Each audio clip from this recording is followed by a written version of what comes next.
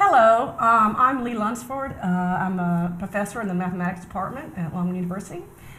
And I'm Philip Poplin, also a professor in the math department. And we are here to tell you about some really cool assessment work we've been doing. So the title of our talk is The Scarlet Letter, Assessment with a Purpose. And our talk is all about improving our intro stats courses at Longwood University. I do want to say that this is also work with our colleague Susan Browder, and I do want to thank the Longwood Assessment Mini-Grant Program for partially funding this work. So an overview of what we're going to talk about, really one of the big things we want you to get from this talk is how our attitude about assessment has evolved and how we have changed our use of assessment to help improve our intro stats courses at Longwood University. And we've had two studies we're going to tell you about and things that we want to do in the future. So here's how we used to think about assessment. And a lot of people hear assessment and that's kind of how they feel. But we've changed our mind about it and it's kind of evolved. And we started doing this work back in 2006 with our first initial study. We completed that study in 2008 and had the results published in 2011. And we are currently in our second study, which we'll tell you more about. So our ideas about assessment being useful and what it can tell us have really evolved and how we use it. So we'll tell you more about that. We start with Math 171 here at Longwood University, our introductory statistics course. This is a general education course, so it's taken by lots of students. The way we teach it here, it has no prerequisites and very algebraically light. Most professors rely extensively on technology, such as the TI-84 calculators to do our calculations. This is a service course to many other disciplines on campus now. You can see our increasing enrollments through the last few years. There's lots of sections that are being taught. Quite a few other disciplines are continuing to add this Math 171 to their curriculum as a prerequisite to some of their classes. Hence, we have many more professors teaching this course. This makes consistency, quality, and fairness an issue in teaching this course. In the beginning, we noticed when we started this study that only about 54% of the students taking this course were successful, meaning a grade of C or better. We tried to come up with a way of helping our students. So we used the basic skills test by Johnson and Koonin, and we wanted to kind of compare our results to their results. Turns out they were very similar. We wound up adding 5 questions to their test to give a 20-question quiz that we give to our students. Here's an example of 2 questions on that basic skills test. You see that it's really just percents and ratios. Even with these basic questions, we did not have but 73% of our students that answered the first question correctly, and only about 56% answered the second question correctly. So we really see that some of these basic skills that we thought students may have were lacking in some of our students. So from the first study, we were able to come up with a curve that kind of predicts the probability of success in the course using this basic skills quiz. You'll notice here that a student coming into the course with a score of 10 out of 20 on this test has about a 40% chance of being successful in the class. Another result from our first study was something that we didn't expect to see. This was called the professor effect. And this was something to help us, I guess, understand ourselves. So first let me define the professor effect. So you can pick an answer here. Of course, we would like to think the answer is A. Our spouses and loved ones probably think the answer is B. The answer is actually D. That is, for a given basic skills test score, a student may be more likely to succeed with one professor than another. So here's the success curves that Philip showed you earlier, but now we've added in the factor of professor. And so you can see a student with coming in with a score of 10 has a much higher chance of being successful with the professor on the top curve than the professor on the bottom curve. So I want to point out there's still a positive relationship between the basic math skills and student success, but now the extent of this relationship is varying between professors. And now these are the same success curves, but we have here a plus or minus 1 standard error band. So what you want to look for in a plot like this is when you see big gaps between the professors, and we're seeing a big gap from the top curve and the bottom one's there. Okay, so our first study, really, we learned a lot, okay? First thing we learned was that even when teaching a course that's computationally light, basic math skills are really important. And this made us much more aware of our mathematical level of our students. So now when we teach this course, we review basic concepts like percent and ratio that we probably didn't do before. And we are also more aware of this professor effect. And we've been trying to improve some common questions on the final exam we'll tell you about. And we share course materials and all kind of good things like that. So this leads us to our second study. After the first study, we saw that there was indeed a problem with low skills with some of our students. So we developed this idea of an early intervention. We give this quiz on the first day of class, the basic skills quiz, and those students who score 50% or below are now required to attend at least 6 hours of tutoring in our Center for Academic Success, our learning center, before the midterm. And we try to make sure we have the students understand this is not a penalty, but that this is a way of hopefully helping them to improve their score and their probability of success in the course. A brief few details about these two studies. The first study took place over 3 semesters with 4 professors, and we had 500 students in that first study where we did not have an intervention. So in the second study, we'll have 6 semesters with 7 different professors now, and you can see much larger, 1,355 students. And now we're requiring the intervention for the high-risk students. The overall results, as you see here in the first study, we had about 54% of our students that were successful in the course.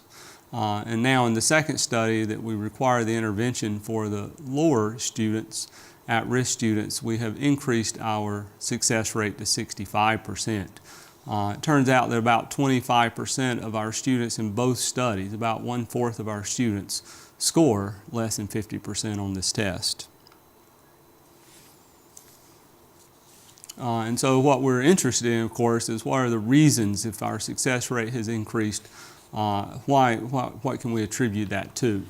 And of course, one thing, of course, is we as professors are now much more aware of the level of our students, their knowledge coming into the course, and we now collaborate a lot more and share ideas and materials to really help. And of course, the other question we're interested in is, does this early intervention actually help? So if we look at this early intervention, we notice there was an overall increase in success rates. If we kind of separate this out into those who did 50% or lower versus those who had above 50% on the basic skills quiz, we can see that the lower students in the original study, only about 39% of those were successful. We increased that up to 54%. For those who scored above 50% on the test, note their success rate also increased, 59% increased up to 68%. And so even though we saw an overall increase in the success rate, we have that there is a significant larger increase in those that scored 50% or lower on the basic skills quiz. Here is our success curves for both studies. You can see in particular, they both have a positive association, but certainly notice that those who score 10 or below on this basic skills quiz, their probability of success has increased in the second study.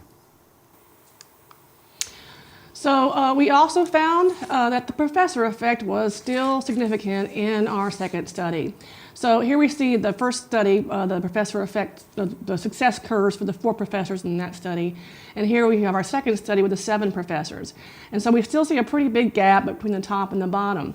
But I'd like to point out here that professors 1, 2, and 3 are the same in these two graphs. In other words, they were the same professors in both studies, and we have them in the graph. So it may look like on first glance we're not getting any improvement here, but we'll look at the professors 1, 2, and 3 in a second. Here's the same curves with those plus or minus 1 standard error bands, so you can see where the gaps are between those success curves. But let's look at professors 1, 2, and 3. And these professors have probably our most experienced professors teaching the course. And so in their first study, they were, I think, kind of surprised when they saw how far apart they were in terms of students coming in with the same basic skill levels and the chances of being successful in their course. And you can see that those success curves have really come quite a bit closer together in the second study. So one of the things we wanted to try to figure out is what's going on with the professor effect. We're seeing that some professors have students that are more likely to be successful than others. So what is the reason for that? Is there a reason for that? So first we looked at our students coming in by professor. So we have here two graphs. These are our box plots of basic math skills and SAT math scores for the incoming students in each professor's class. So what you see here basically is not a significant difference in terms of the distribution of the types of math skills that students have coming into different professors' classes, just in terms of being measured by the basic math skills and SAT math score. So in other words, one professor doesn't get all the really high-level students, etc. So the distribution of our students is very similar. Here are our student success by professor. So remember, success means getting an A, B, or C. So success in here are the green, these are stacked bar charts. So for each professor, you see a green bar is on the left, we have counts, the number that are successful in the green, and the blue is the number that were not successful. And so the important point on the one on the left is you see that professors 1, 2, and 3 really have taught a lot more students. They regularly teach the class, etc. And we have some other professors here who come in, maybe teach one section at a time, maybe not so experienced, in professors 4, 5, 6, and 7. The bar chart on the right is a stacked bar chart, but now we're looking at the actual percent. Okay, in each professor's class that was successful. The horizontal line you see there is at 64 or 65%, which is our overall success rate. So the interesting point here is professors 1, 2, and 3, we're seeing not too much variation about that overall success, and we're seeing quite a bit more variation in the other professors. So we think that's interesting. And so we also looked at something else here, which were our common final exam questions. So Phil will tell you about that. So here at Longwood University, our general education courses have 8 common final exam questions that all professors put on their final exams. Starting in the spring of 2013, we started keeping track of what the students put for these answers to try to use the common exam questions as another very coarse measure of what they were learning in the class. And since all professors have to put these questions on their exam, we thought we might get some useful information from this. And so indeed we see here that there is, in the graph that we have here, this is the student's final grade in the class, and the vertical axis there is the number of common questions, the common questions they got correct on the final exam. There's 8 of those, and so the association is pretty strong, just as we might expect. You can see that the dark black bar there in the middle is the median. So an A student gets about 7 of these questions correct, and a D student gets only about 5 of these correct. There is a lot of variability here. This is really a coarse measure, but we certainly see the association that higher grades tend to come from those who get more of these common questions correct. This slide and the next slide, we just give some historical records of the percent of students that get these questions correct on their final exam. We started this revised questions on our common questions back in fall of 2010. And so you can see that in most of these, the percent getting them right from semester to semester stays fairly similar, fairly uniform. There are a couple you might notice. Question number 2, a central limit theorem application question, a notoriously difficult topic in introductory statistics. We still only have about 28% of our students getting that one correct.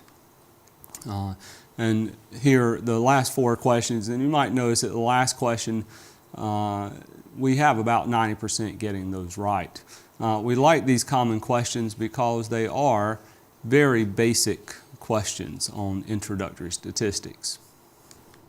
So we see from our previous slides that essentially our students coming into our classes are not fundamentally different in terms of their math skills as measured by the basic skills test and by the SAT math score. So now we're going to look at coming out of our classes, how do our students compare? And the point here, I really want to emphasize, the point here is not to penalize professors, not to make professors feel bad or good. These are very coarse measures. The idea here is to see trends and to see how we're doing as a whole and comparing to each other and to work together to try to improve ourselves, not to penalize people. So you can see here for each professor, we have their number correct of their students on the 8 common final exam questions. And the overall average number correct for all students was 5.24. And so you can see the box plots of the professors. And there's some interesting things here to see. Professor number 4 and 7, for instance, their box plots tend to be above the line, and professor number 6 is below. And then we look over here at the percent successful in class by professor, and we also see some variation. So the question is, does the variation kind of match what you would expect? And again, I have to emphasize that these are very coarse measures. But the idea, again, is to look for trends and for us to talk to each other about what we're doing in our classes, what's working, what's not, and to make sure that we're at least all trying to hold our students to some same sort of academic standard as much as possible. Of course, you're going to have variation. But we think this is interesting, and we think we'll be discussing this more as we go along. Oh, yes, and I wanted to mention, if you look on this too as well, professors 1, 2, and 3, which we saw earlier, their success curves, how they had come together. These are our professors who've been in both studies, the professors who've taught a lot more classes. Again, you see a lot less variation with them. And so things kind of settle down. Although it'd be nice if we could move our box plots up more, right? So maybe we can learn something from our new colleagues, 4 and 7 there. So there's a lot to be said here and a lot to think about. And again, I want to emphasize these are course measures. But the goal of this assessment is to try to learn about ourselves and improve our teaching in intro statistics. Okay, so how can we reduce the professor effect? We just saw this chart. We're certainly seeing some effect here. So one thing is just improving our communication with one another and the awareness of how we're doing, right? Just actually collecting this data and seeing these trends are interesting in themselves. And I think we are learning from each other, sharing resources, including our old tests and activities that work in class. We have implemented this common course components, and we'd actually like to have more common questions in the final. But one thing we also want to do is encourage professional development among our colleagues. And again, on those first 3 professors, 1, 2, and 3, 2 of them are very involved in the AP statistics reading. And we'd like to see more of those folks get involved. And of course, there's lots of opportunities for professional development at our national meetings. I'm going to just briefly talk about the basic math skills quiz. We've been using that now for quite some time, and it's starting to become difficult to manage because we have so many students. So we'd like to examine and use some other things, other factors to determine who are our at-risk students so we can get them into the early intervention. And so we've done some preliminary work, and our regression analysis shows that the SAT math score and sex are significant predictors of success. And so we're trying to figure out, and that's kind of where we're heading here for the future, what could we do to replace that basic skills test with maybe some SAT math scores or some sort of thing. And here's a nice little chart. And on this chart you see on the horizontal axis the SAT math score, and on the vertical axis the score number correct on the basic math skills quiz. And I've drawn a horizontal line at 10 there. And about 25%, 24% of our students are below that line and that horizontal line. And those are the ones who are receiving our early intervention, or at least they did in this study. And I have a vertical line drawn at 470, which happens to be our first quartile for SAT math scores among our students. So 25% of our students are below that 470. And so you can see there, the red dots are students who were successful, the black were students who were not. So we're just trying to look at that and say, where can we have a cutoff? If we use SAT math, we'll be getting a different population of students than we did with the basic skills. There is an overlap there, and you can see that. So anyhow, these are the kind of things we're going to be looking at to try to figure out where to move forward here in the future. We'll leave you with a few thoughts here. One is on assessment. It's not as scary as it sounds, especially if you start small. And we started small, and we have evolved into using assessment with purposes. And I think it's really important. I think for a lot of people, assessment has a negative connotation because it's used to penalize people for not doing well. And I think in terms of having our students do the intervention, we have really communicated to our students, this is something to help you, not penalize you. And I think it's the same thing with our professors, that as we look at how our students are doing on the 8 questions, or even a common exam with more questions, and seeing what kind of grades we're giving and looking at our overall quality of the class, the idea is for us to improve, not to penalize. I think I'll leave it there. We have some future ideas, and of course, anything we try in the future, we will assess. We've gotten used to doing assessment, and we think it really helps us understand what we're doing. So with that, we'd like to thank you for listening to us, and I believe they're going to have questions online or something like that. So we'll answer those. Thank you.